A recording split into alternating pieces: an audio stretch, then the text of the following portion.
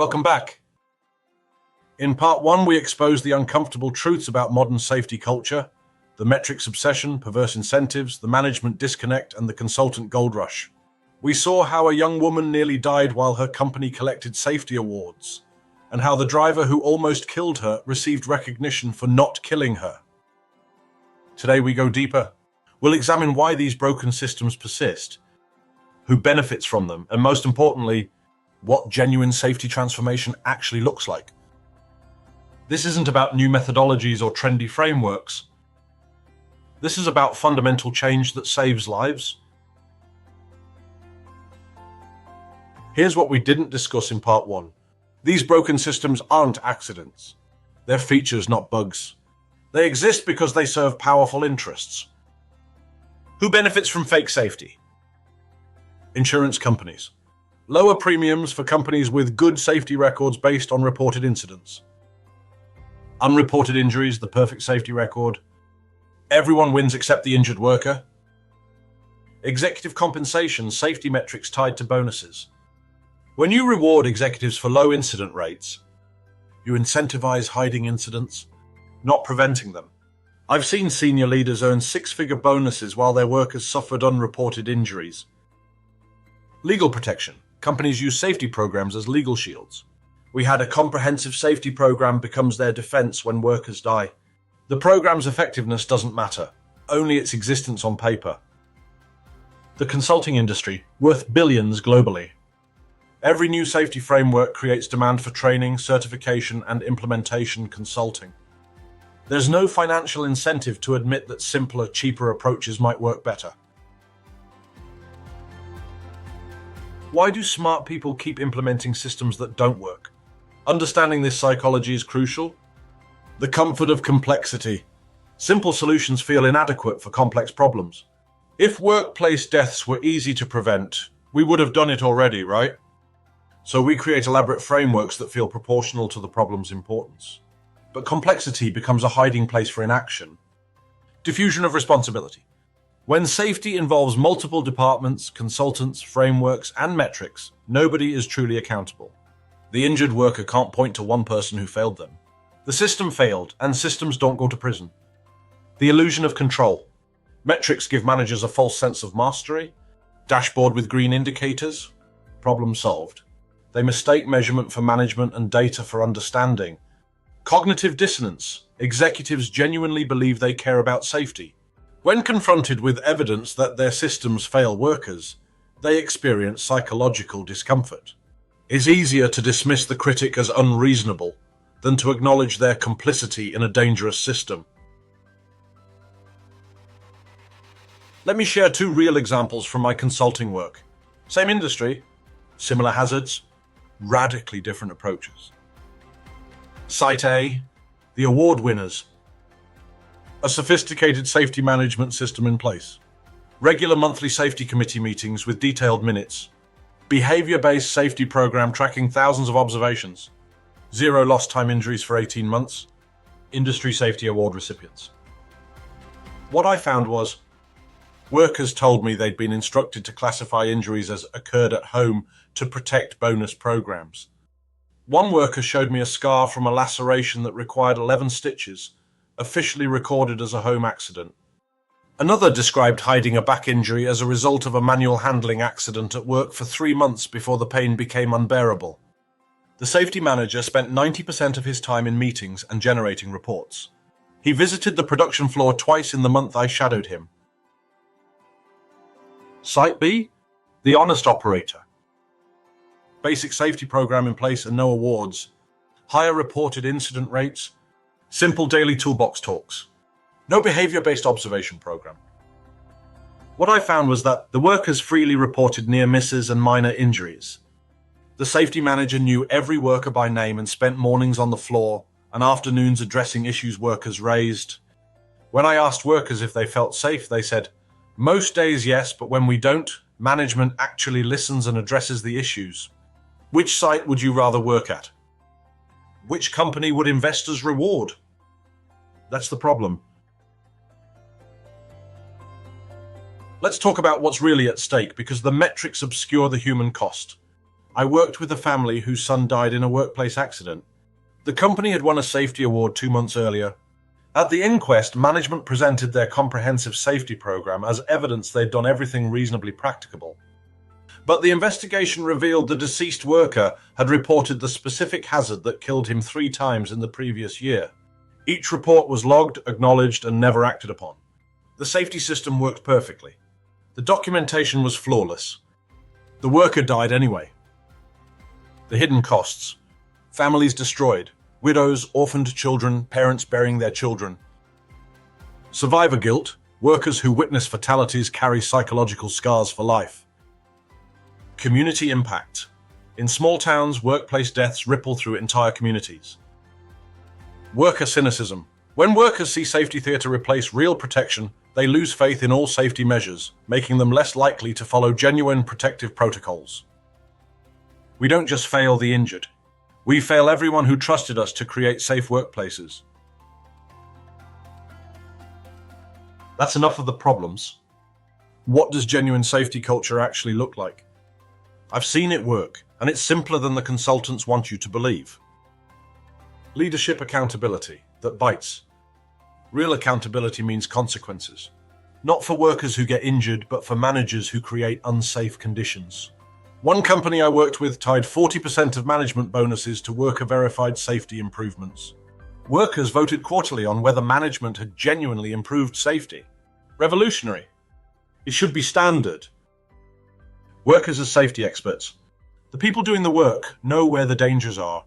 One manufacturing plant I consulted for gave every worker the authority to stop production if they identified a hazard. No questions asked, no justification required, no negative consequences. Production stops, management investigates, problem gets fixed. Incidents drop 60% in the first year. Transparency over metrics. Instead of tracking lagging indicators that can be manipulated, focus on leading indicators that workers trust. How many hazards were reported this month? How quickly were they addressed? Do workers feel safe speaking up?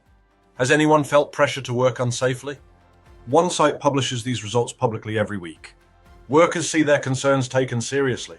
Trust increases, reporting increases. Safety improves. Eliminate perverse incentives. Stop rewarding low incident rates, period. Instead, reward hazard identification, near-miss reporting, and safety suggestions that get implemented. A major UK construction company offers £500 for any worker whose safety suggestion gets implemented. They've paid out thousands and saved millions in prevented incidents. Here's what nobody tells you about implementing real safety culture. It's politically dangerous for the people who try it. The resistors. Finance. You want to reward people for reporting problems? That's expensive. Operations. Giving workers stop work authority will kill productivity. HR. We can't tie management bonuses to worker satisfaction surveys. Legal. Admitting our current approach is inadequate exposes us to liability. I've seen safety managers fired for pushing too hard for real change. I've watched executives torpedo safety initiatives because they threaten quarterly earnings. I've witnessed board members dismiss worker safety concerns as operational details beneath their attention. The career risk. If you're a safety professional reading this, advocating for fundamental change might cost you your job. The consultant who tells a client their entire safety program is performative theatre doesn't get invited back. The manager who insists on slowing production for safety gets labelled not a team player. This is why change is hard. This is why broken systems persist. Not because we don't know better, but because knowing better threatens powerful interests. So what do we do? Whether you're a worker, supervisor, manager, executive, or consultant, you have agency. Here's what each role can do tomorrow. If you're a worker, report every hazard, every near miss, every unsafe pressure. Refuse to hide injuries to protect metrics. Organize with co-workers to demand genuine safety measures. Document everything. If you're a supervisor, visit work areas daily, not weekly. Ask workers what makes them feel unsafe, then actually listen. Never pressure workers to underreport or work unsafely. Escalate unresolved hazards loudly and repeatedly. If you're a manager, eliminate incentives tied to incident rates immediately. Implement stop work authority for all workers. Publish safety data transparently, including near misses. Tie your own compensation to worker-verified safety improvements. If you're an executive, acknowledge that your current safety program might be theatre. Commit to uncomfortable conversations about safety versus profit. Hold managers accountable for creating unsafe conditions. Budget for safety improvements workers actually request.